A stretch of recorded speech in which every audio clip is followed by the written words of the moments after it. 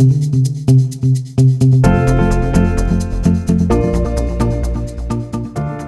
kind of woman are you in today's modern world? Are you living mostly from your feminine energy or your masculine energy? What are the main differences between living from one or another, and what impact does this have on your relationships?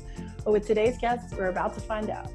I'm Talia from Rebel Love, your Let Love Begin Summit host, and today I'm speaking with Teal Elizabeth. Teal is a professional relationship coach and founder of Relax Into Love Coaching. She's been featured in Commitment Connection, Women on Top, Freedom Lifestyle, and SAS Magazine, and now travels the world as a digital nomad, coaching her tribe and seeing the world's wonders with her fiance. Welcome, Teal, and thank you for being here today. Thank you, Talia. It's so wonderful to be here. Can you tell us a little bit about yourself and what you do in your coaching with women? Yeah, absolutely. So I am so blessed to be able to have the opportunity to support women in opening their hearts to love. And really what I've noticed in my own experience of being on this earth is that in today's modern world, a lot of women really struggle to feel connected to their heart. And especially with this rise of women's empowerment, I've really seen this kind of backlash when it comes to relationships and dating, where we have gotten so caught up into our masculine energy as go-getter, ambitious women that we are, that we've really kind of disconnected from learning what it takes to be able to just relax into love. Mm-hmm. And so that's really my mission, is to help women to really learn what it takes to be able to relax into love and become the best versions of themselves, both for the world they live in and for the partners that they get to share life with. Mm-hmm. Yeah, I really love when I heard the name of your coaching business. I really resonated with Relax Into Love, because I feel like when you relax, you can really be yourself. So for me, it's just like that really fitting name. Yeah, absolutely. I feel the same. Yeah. So you said that one of your goals with coaching is helping women to step into their feminine energy from a place of strength. So what does stepping into your feminine energy mean? And what are some of the connotations and main differences between masculine and feminine energy?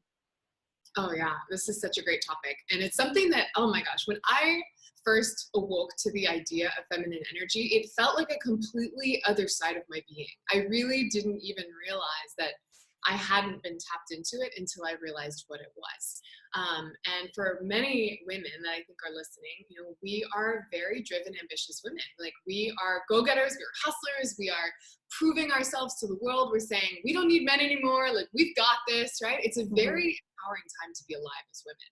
Mm-hmm. But what ends up happening is that when we get caught up into this energy, it comes off very much from the mind, and it comes off very much in this leaning forward masculine type of energy. And it's a really powerful energy in the work world, where we can set goals, we can put out strategies, we can like crush accomplishments. And I think a lot of women really gain a lot of like validation and confidence from that, being able to stand in that energy. But the challenge comes in is when we come into relationship with a man, that energy is like butting heads, and it basically shows men like, we got another man here in the relationship. And then women wonder why they can't keep really good quality men, or why they're not able to meet good men, or why the men they date are all a bunch of pansies or a bunch of just super emotional, feminine men, right? And they get frustrated. And so really it's this idea of recognizing, and something that I really want to share and teach on, is that we as women do not have to sacrifice the incredible strength, powerful women that we are, but there's so much more that we get to actually tap into. And that is our more feminine side. Mm-hmm. And a lot of times when women think about femininity, or they hear that term femininity, like, I want to ask the listeners, like, what do you think about when you think of femininity? A lot of times the connotation is weak, right? Submissive, passive, emotional. I know for me, needy and clingy came up, and I was like, do not want to be that. Right? And so when we have that as the idea of what, being a woman is, then there's part of ourselves that just wants to reject that completely and just like go into this comfort zone that has been conditioned into us of like, we don't need anyone, and we're strong, and we're fine. But what happens is, like I said, it's like we are showing up as a man in the relationship, and men of this day are like, I don't know what to do with women, right? Like, I don't know how to handle you. You're wearing the pants, but you look like a woman. And where do I fit into this relationship? And so Mm-hmm. a lot of women, a lot of relationships I've seen have just like completely fallen apart because women are disconnected from this whole other essence of their being. And Mm-hmm. really stepping into femininity from a place of strength gets to be an entirely different conversation. And the conversation we get to have today and helping support women with is recognizing that we get to redefine what it means to be a woman in this modern day. And that's what I want to say, is that being a woman in this modern day gets to be so much more than it was in the past. We are not 1950s housewives. We are not overly just like CEO masculine men. We get to have a really nice blend of both and really be able to relax into that feminine energy without giving out our power, and attract that more chivalrous, romantic, manly type of energy into our life. Mm-hmm. Both. Yeah, what just came up for me when you're talking about that was, if you were a woman, as you just described, say you're in a high power job and that type of masculine energy works for you, then would actually be quite a vulnerable space to go into your feminine energy in the relationship, because you're so used to being sort of the boss, really. And and in order for it to work, for you to play that role, and like you're saying, is that it doesn't have to be like the 1950s role. It can be redefined, and that's what we're going to talk a little bit about today, and how to get there. And Yeah. It's a really exciting time to be alive as women, but I think mm-hmm. women are just starting to recognize and realize, like, wait a second, there's more to this. Mm-hmm, mm-hmm. There's more to this, and what I've been doing up until now has not been working. So what does that really look like? Right. So again, coming back to the masculine energy and successful business women in particular, if someone is a heterosexual female, so how does being in that masculine energy affect their relationship or future relationships? I know you just touched on it a little bit, but can we go a little bit deeper and talk about some examples of how that might cause some breakdowns in relationship? Absolutely, absolutely. And I can speak from my own experience and from women that I've supported on this journey as well. But a lot of times it really comes off as trying to be in control of the relationship, which Mm-hmm. means being very much in our head.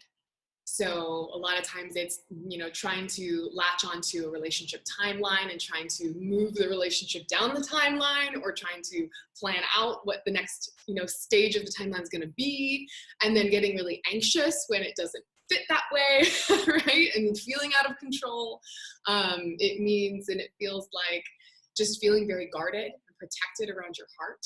A lot of women, and myself included, had deep wounds that if we haven't actually healed those wounds, we subconsciously start to put up walls around our heart, which comes off as a very kind of more guarded, abrasive attitude when we show up in relationships with men. And then it's culminated on top of this whole women's empowerment idea of like, we don't need men. And it really comes off as like energetic spikes for men. And so they can't get close and they can't feel safe in your presence. And if men can't feel safe in your presence, then they're really not able to relax for themselves and be able to open up their heart. So it really is, like, in summary, it's really about when we come into relationships from too much in our masculine, it's more of just like staying in our head and not allowing ourselves to surrender into our heart space. And from that place, if we're only showing up in our head, then it keeps men in their heads like another man, right? Just like a buddy and a friend, it keeps them in their head, and they're never able to drop into their heart and be able to actually fall in love. Mm-hmm. That makes a lot of sense. Yeah, thank you for explaining it like that. Wow. You're welcome. So, I mean, I know, again, we've touched on it a little bit, but I guess, I mean, through, like you said, the wounds and series of like traumas and broken hearts, how do women, in your experience and opinion, get caught in this trap? And how can they recognize when they are there? Like, what are some early telltale signs so that perhaps they don't get too caught in the web? Yeah. So the biggest one I hear is anxiety. If you listeners are feeling a lot of anxiety in relationships or in the idea of dating, or it feels just easier to be single than to have to go into that whole world of dating and relationships, that's a real big sign that, there are some disconnections happening from your heart. Because when we really truly are aligned in our deepest self and in our knowing and in our love for ourselves, we can't help it. We're just like shining out of our heart. Like this just beam of light of love is just exuding out of our heart. I know I have to keep doing this. It's like, ah. But that's how it is. That's how it is. And men pick up on it really easily. Like good, high quality men pick up on it. When we are whole and complete in ourselves and actually tapped into our feminine energy in that heart space, it literally is magnetic to men. And so if you're feeling caught up in your mind and overthinking and overanalyzing and getting in the drama of things and the anxiety of things, that is just a really sure telltale sign that you are up in your head and disconnected from your heart. Mm-hmm, mm-hmm. Wow. Yeah. I think that anxiety is really quite common. So we've got a lot of work to do. The most beautiful thing though is it really doesn't have to be hard. Like, and that's kind of my message is like, we can relax into this. Mm-hmm. It doesn't have to be hard. It takes intention and it takes awareness. And a lot of times it's really hard to have awareness if you haven't been used to looking for this and being guided through it. But overall, like it really doesn't have to be hard. And all the women that I support can testify to that. They didn't realize how easy it really can be to Mm-hmm. fall in love. And can I just ask something that just came up for me again? It was sometimes when we want to relax into love, I feel like part of that is feeling safe in the relationship. So perhaps there's a difference between sort of knowing if it's you being in too much in your head or if this person's not quite the right fit for you. Because I've noticed in my experience, when I'm able to relax into love, it's when I feel safe around my partner. And when I say safe, I mean trust. Like I trust them that they're going to show up. I trust that they're not going to, cheat and all these kinds of other behaviors. So it's not so much like physical safety, it's more like emotional safety, I'd say. I love that. That is so powerful. Yes. Mm-hmm. Did you have a specific question you wanted to ask around that? I think I just let me How do you feel safe? Yeah, so the question was, so how do you know how do you know if it's you being in your head or if it's not feeling safe, like if you're reading the relationship and you're in that place of not feeling safe? Yeah, really good. Really, really good. So the most beautiful distinction here that I love to talk about is when we think about falling in love, like it's scary. It's definitely scary. It's why they call it falling. It feels like you're like jumping off a cliff and hoping to not crash, right? Mm-hmm, and yeah. a lot of times, like I describe it as like ripping out your heart and saying, here you go, like, please don't break it. I'm giving this to you. Keep it safe.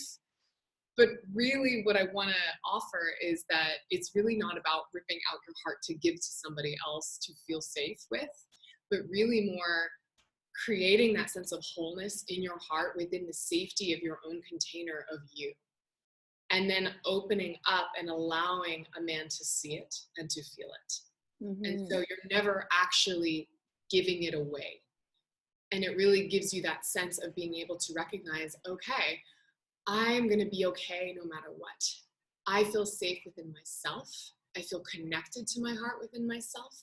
And I am going to, with baby steps, as I build trust with this person, I am going to slowly show him my heart and allow him to see it and feel it. But I'm never going to give it away, right? And that really kind of takes back the feeling of control of like, I'm not throwing this carelessly around. I'm really taking care of it within myself. Because at the end of the day, in a true deep spiritual partnership with somebody else, you never want to be giving away your heart. It's more about giving your heart the opportunity to breathe and expand and evolve in the presence of somebody else as they're doing the same.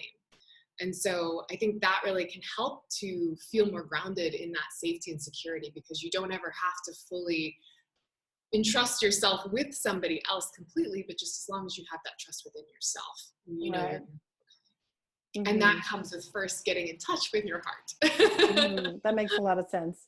Yeah, I mean, it's exactly like that analogy in the airplane where they say, fit your mask first before you fit your child's. If you're passed out, you can't help your your child. The same thing with your heart, I'm hearing. Yeah, I mean, it makes a lot of sense. I think that there's a lot of ways that humans can get broken in their life, and breakups is just one of them. So I feel like there's a lot of healing to be done around that, and like you say, getting reconnected with that heart space. And actually, just as you say that, yeah, I know this topic is around, really supporting and healing women as they've gone through relationship breakups and getting back out there and like putting themselves forward. And I can definitely articulate and feel a very big like difference within my own self. I've had two loves in my life. And the first one, I very much did give my heart to him. And when it got broken, it was devastating, just devastating. And I literally lost myself for a really long time.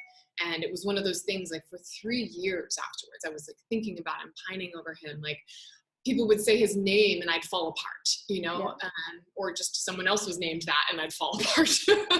Truly like lost myself. And then there was another moment where I got my heart broken again. But I knew even deep down that like, no matter what, even though my heart hurt and I didn't want to let go, that I was okay.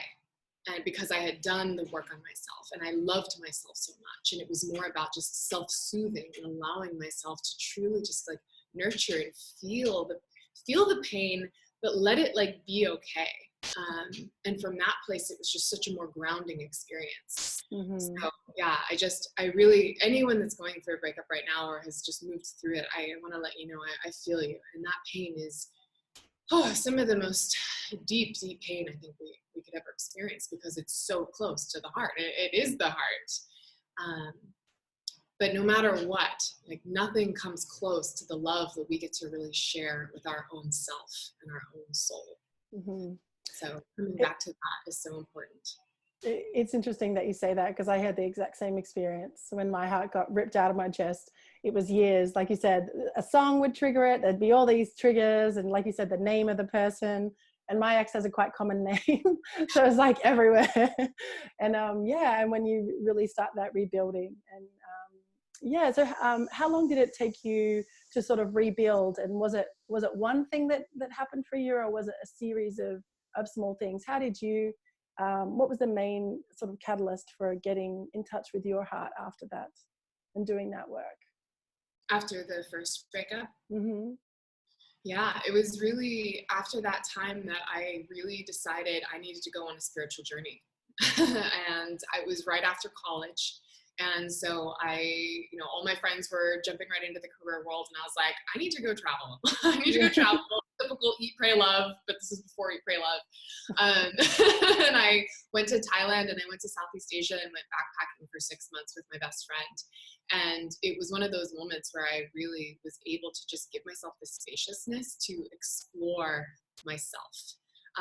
In every way, and putting myself into lots of different experiences, and even I signed up for a 5-day silent meditation retreat in Thailand with Buddhist monks, and it was such an eye-opening experience, and really a soul-moving experience, and had an out-of-body experience, and gave me such a deeper connection to myself and to our mind and ego and attachment and how it all fits together. And I think really after that time, I was able to come back home from that trip and just say, okay, I got a good grounded sense of who I am and my mission on this earth. But then opening back up definitely took practice and needed some coaches and some guidance on how to actually feel safe to do that. Well, that's exactly what this summit's about, is that place of healing after the breakup, and then, like you say, opening back up and learning those skills. And I think, I had quite a similar story actually, traveling a lot and learning to, unfold and know yourself and almost like trust yourself again, because really, we're the only people that are with us 24/7 forever until we're not. So I really hope you like yourself. Yeah. So it'd be a hard place to be if you didn't like yourself, and perhaps that's something that needs to be addressed. So you mentioned in one of our previous conversations being strong on the inside and soft on the outside. What does it mean to be strong on the inside and soft on the outside? And if this is our goal, how can we achieve this? Yes. So I like to think about it kind of in terms of like 4 different character types. So there's 4 main character types that we can be as women. So for all of you listening, like think about like, which one do I fit into? So the first one is being soft on the inside and soft on the outside. And this is what I imagine as being like the ditzy doormat types of women, the ditzy Barbie dolls, the damsels in distress, right? Just very, very squishy. They don't have a backbone, the doormats. Then on the opposite extreme, we have strong on the inside and strong on the outside. And that's what I imagine as being like extreme feminists. And no offense to feminists, that's wonderful. However, it can be a very off-putting, harsh energy where we're strong, we know who we are, and we're not gonna take anyone's slack on the outside. Like, we're just gonna do life and, you know, forget men, all that kind of stuff. And I don't think most women actually really want to be that. And then there's this middle ground where I think a lot of women are, where we tend to be strong on the outside, but soft on the inside, where we are telling the world, I'm fine, I can take care of myself, I don't need anyone, I've got this. But inside, we're still like, ugh, there's some insecurities, there's anxiety, there's a lot of things that haven't really been healed yet. And then there's the fourth type. And this is really what I help women to transition into being, is really inverting that strength so that they can be strong on the inside and soft on the outside. And that really looks like knowing yourself, loving yourself, having that deep inner feminine confidence that just radiates out of your being, where you don't even have to prove yourself and show and be. You get to just exude this energy of just, I am strong, I am light, I am love. And with that, I know that I can just relax and open up my presence to be very inviting. Mm-hmm, mm-hmm. Yeah, wow, that definitely sounds like a good place to be. I know that there's, you meet some people sometimes and they're just magnetizing. They're just so themselves and you're like, oh my gosh, who is this person? So yeah, that would certainly be a good place to be. I mean, I think, you know, that confidence of, like you said, knowing who you are and being okay without somebody else's validation. And I know, like, a lot of times this sounds really great, but it's like, okay, well, how do you actually do that? Like, how do I actually love myself? And it's a journey. It's a really fun, explorative journey. But it's definitely more than just bubble baths and getting your hair done. Like, it's really about understanding what makes me me.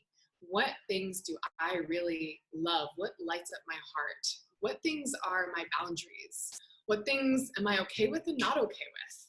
And do I feel comfortable being able to speak my truth, no matter what anyone else says? Am I able to stand in what I need, even if people are going to leave, right? That's when you really step into that deep self-love and self-knowing of like,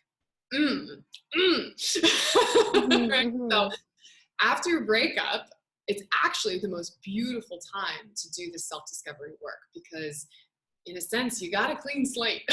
Yeah. Your heart has just been wiped out, right? Yeah. Massive, like, wipeout. Like, you just went surfing and just like, boom. And that's okay. That's completely okay. This is part of the journey of life. But it allows you to have this moment of like, hello, slap in the face, like, time to get it together. Don't want to have that happen again. So what do I need to shift? What do I get to shift to step into this being, this love, this woman that really gets to embody both essences and stand in that inner strength.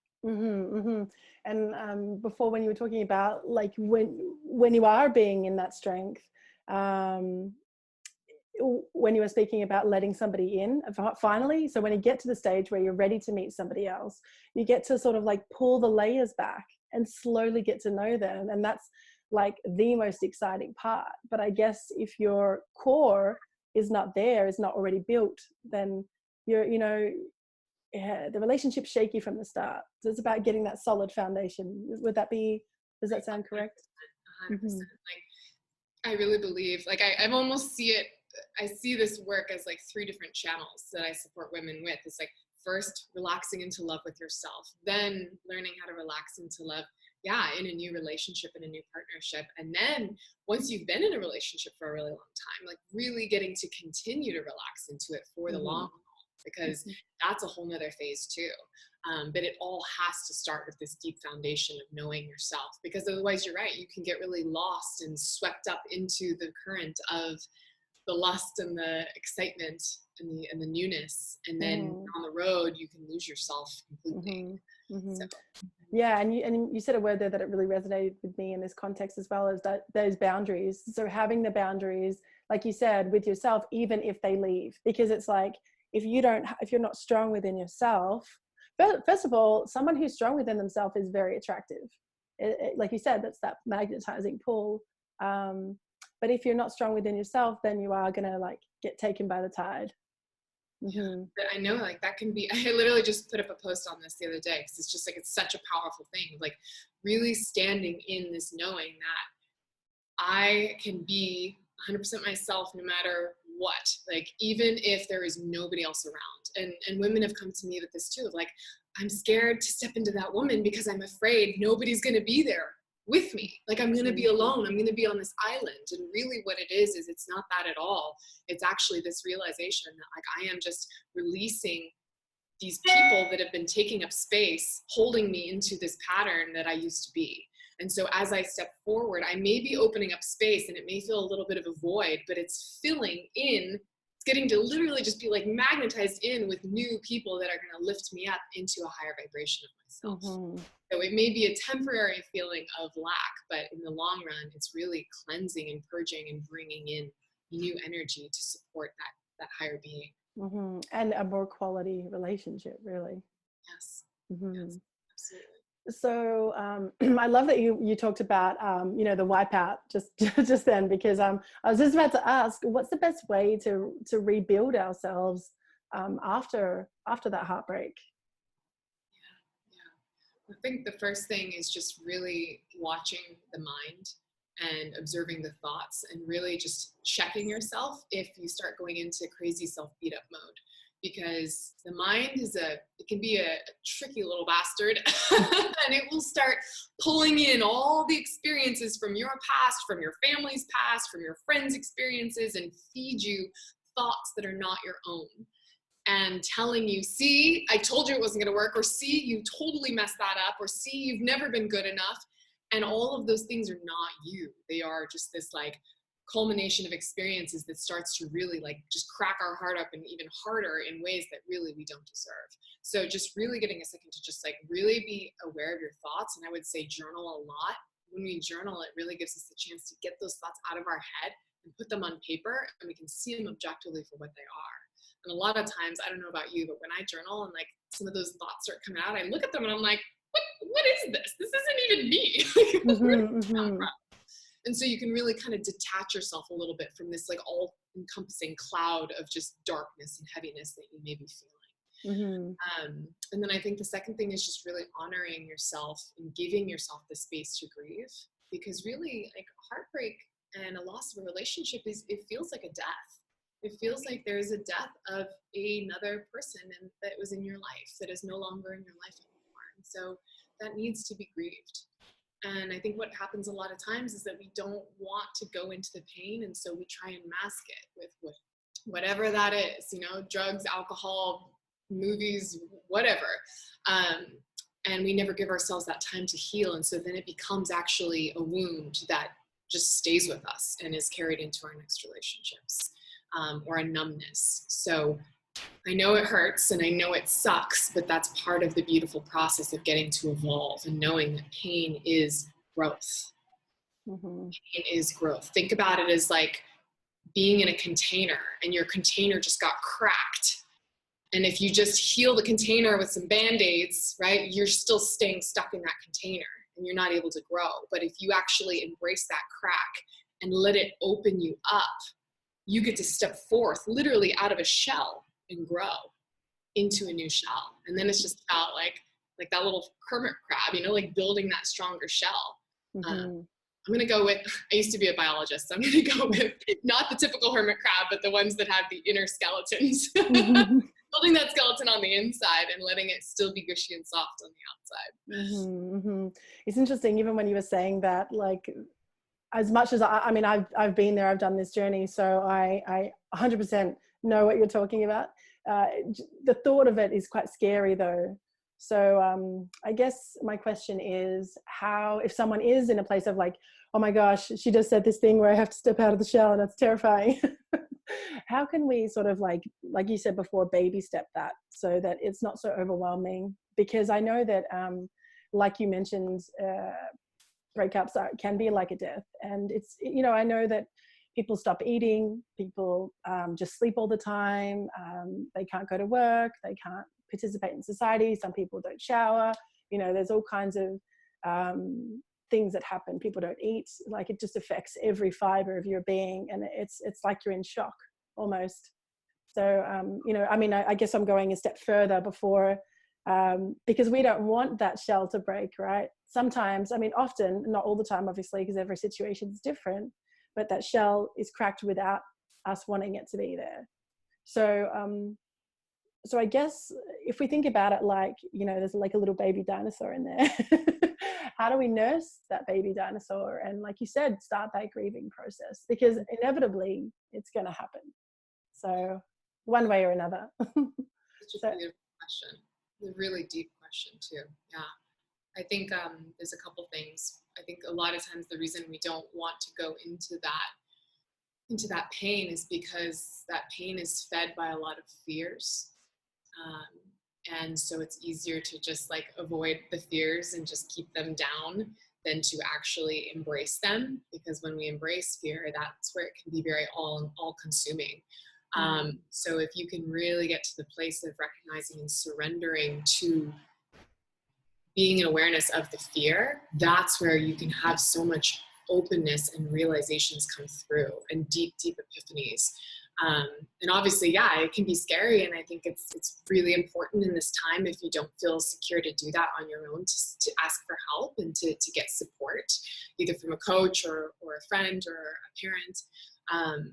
But really, I think it is leaning into the fear so that you can really see it for what it is. Because at the end of the day, that fear is what's going to be driving everything for your relationships moving forward. And so I think it's once again goes back to the self-talk. If I can really surrender to this moment as an opportunity, not for just grieving, but for growth. I feel this pain, I feel this sadness, I know this is temporary. I'm going to surrender into the feelings and let myself feel everything that comes up as it comes up, knowing that I am cleansing and I am purging every time I do this, and I'm not shoving it down, letting that be okay. Even if it means I have to turn my phone off for a week and not go to work, like I'm going to give myself this container to cocoon and heal and process through. And then when I do get to the place where I've cried everything I can cry, asking myself, what is the deeper fear underneath here? Where is this pain really stemming from? Is it the fear of I'm going to be alone forever? Is it the fear of I'm not good enough? Is it the fear of there's no ever going to be another good man that will love me the way he loved me? Like, what is underneath all of that? And really coming to terms with that. When we come to terms with that, then we've got a chance at like stabbing the monster and stepping forward to rebuild our shell. Wow, that sounds like a lot of deep work. It's a process for sure. It definitely is, and I'm sending so much love to anyone that's going through this right now. And I believe and honor you. And I think first things first, just let yourself cry. Just let yourself cry. Let yourself have the spaciousness to grieve. Even if that means having to disconnect for a little while, that's okay. And then ask for support. Ask for support and ask for help. That's a big one. There are so many amazing people that are here with open arms to love you and hold that safe container for you to kind of have that shell until you feel safe and strong enough within yourself to step back out on your own. I know we talked about in a previous conversation, we talked about having a vision on what you want to become. I know we're sort of skipping forward in the from the like acute really grieving and pain stage to maybe pushing through past that, and once you've done a little bit of work, having a vision of what we want to become, and what does it mean to have that vision? Yeah, it's interesting because this is always a question I ask for women that come to me, asking them, who is the woman that you really want to become? And a lot of times they can't articulate it. It's like, oh, well, I just want to be confident, and I want to, just like have a great relationship with a partner that, is sexy and that loves me and things like that. But that's very much from our head. When we really connect into that vision, that's where we really start to kind of set the coordinates of the GPS of where our life is going. Because I think a lot of women are just get stuck in this cycle of pattern, that they've just been in this pattern. They can keep going on this pattern because it's all they know and it's all they've ever experienced.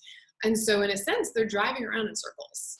And so when we can connect into this vision of who we really get to step into being, when we get to reset the slate and redefine how we want to show up in the world, it gives us a direction to start moving toward. And when we can start moving towards something, we feel more in control. And we actually get a lot of peace and groundedness that come from that. It's like, okay, I got a plan, I got my steps in my plan, now I can go and do it. But in the uncertainty of like, I have no idea where my life is going, I am just so like upside down and I'm just stuck in this rut, that we just feel very out of control. And I think that's a big part of breakups and falling out of love with a relationship, is just like, you had this goal and this plan and this direction for so long, and that gave you a lot of sense of security. But when that's been just like uprooted, you have no plan anymore, and that no plan feels very out of control. That's where a lot of that feeling comes up. Great, thank you. I love that as well, that we're really bringing it back to our own vision, like not somebody else's vision. You know, we're not going to heal and then, you know, put, you know, like go all in on something else straight away. Like we're going to, like you said, keep the boundaries and, you know, be sure on who we are before we start something with somebody else. Control is such a such a big one. I feel like feeling in control. And relationships are such a huge area where we can feel very out of control. And so we tend to want to lean in and try and grab on and make people be a certain way, or freak out if they respond in a way that we're not used to. And at the end of the day, relationships are like one of the most beautiful areas for us to really explore the area of uncertainty, because it's always uncertain. We never really can predict what anyone's going to do. And so the only area of control we can ever have is within ourselves. But I think women forget that, and forget that they get to be in control of their life and the way their life unfolds, even if it doesn't feel that way sometimes in the moment.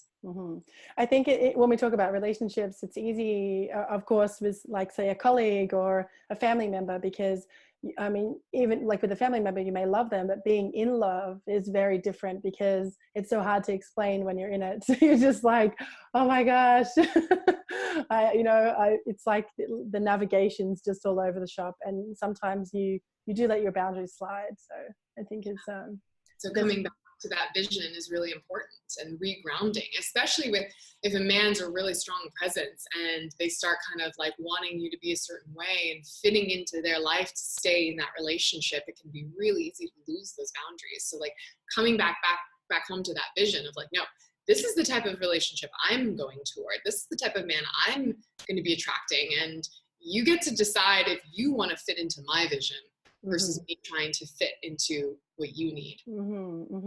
Or discussing and coming up with a vision together. That's always a really powerful place too. Yeah, absolutely. And coming back to the start of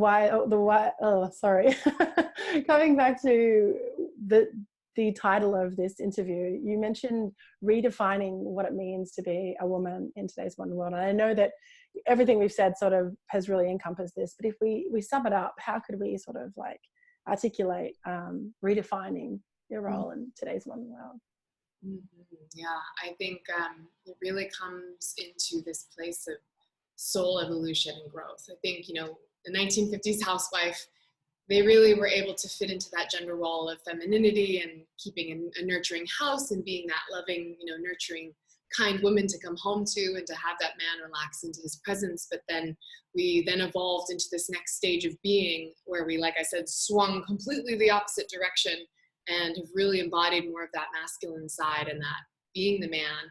And I think now it's like the next forward swing up. It's always a spiral, really, not even a swing. It's a spiraling up and up and up that we get to really like embody now in the women of today's generation, where we get to take the beauty of the past, take the beauty of the present, and really combine that into something even more powerful and beautiful, where we get to step into having the feminine energy from strength, having the masculine energy as a container and more of a grounding presence, and really step into this all radiant goddess being that we get to show up as, both for men in our world and also just for everyone in our world. Because there's something really beautiful when you can really align into both synchronicities of both energies harmoniously.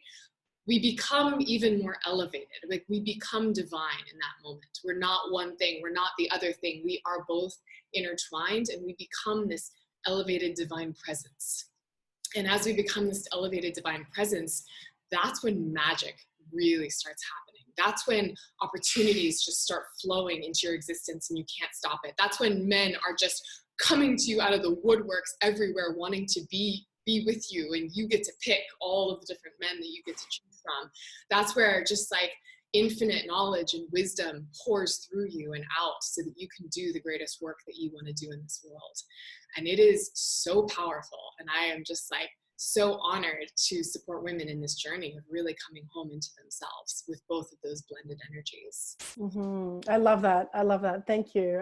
I really love the language you use to describe that, because it's really powerful. I've honestly never said anything like that before. That just came right through me. That's that infinite wisdom that's just pouring right through me. It is so powerful, and I love it. I love it. I mean, it makes a lot of sense. I mean, I'm really sure that, I mean, I know I certainly have, but that a lot of people have experienced that magnetism from certain people who are in that power, you know. And I know there's a lot of famous people as well. Like, I can't think of any off the top of my head right now, but when you just see people's presence, you know, they're just in their power.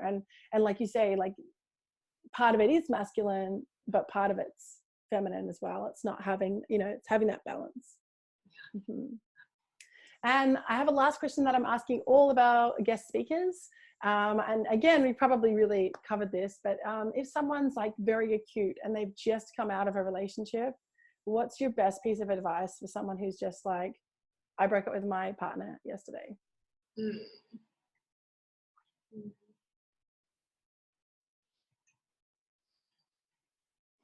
I'd say come back home to self. Just come back home to yourself. And I mean that in every way of whatever that feels right to you. There's no right answer of how you come back home to self. But really give yourself that space to recenter. Mm-hmm. It is very, very easy to get lost in those moments. Yeah, it sure can. Yeah, when you're in shock. Well, thank you so much for being here today with me. I appreciate it. I've loved having a chat with you. It's been incredible. Absolutely. And also, I just want to mention, I know you have a free gift you're offering the audience today. So can you tell us a little bit about that? Yeah, absolutely. So obviously this is powerful, powerful work, and not something you can just take from listening to an episode and they're like, okay, I'm fixed, I'm cured. So for any women that are feeling called and drawn to explore this deeper, I'm opening up my schedule for a free 30-minute love breakthrough session with me, where you and I can really get a chance to get to know each other on a Zoom call just like this, and be able to connect deeper on what you may be struggling with and what blocks you may be feeling or patterns you're stuck in. And we can really talk through what that looks like to break you through that pattern and step into that being that you really want to be. Awesome. Wow, that's super generous. Thank you so much. So I will leave a link to get in touch with Teal on this page somewhere, so keep an eye out. And thank you again for being here. It's been really amazing to chat to you. You're welcome, Talia. Thank you so much for the opportunity.